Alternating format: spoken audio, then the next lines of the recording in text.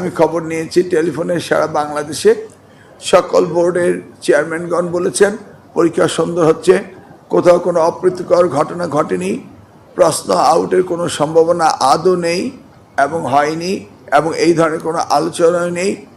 আমি সর্বপ্রথমেই ধন্যবাদ জানাবো আপনারা সাংবাদিকগণ, আপনারা সকলে সহযোগিতা করেছেন। এই পরীক্ষা সুষ্ঠু স্বাভাবিক হোক এই জন্য আপনারা পূর্ব থেকেই বিভিন্নভাবে আমি যে পদক্ষেপগুলো নিয়েছি এগুলো আপনারা বারংবার টেলিভিশনে নিউজ পেপার প্রচারিত করেছেন বিধায় সারা জাতি জেনেছে যে পরীক্ষা এবার সুন্দর হবে এবং নকলমুক্ত হবে, প্রশ্নপত্র ফাঁস হবে না ইনশাল্লাহ।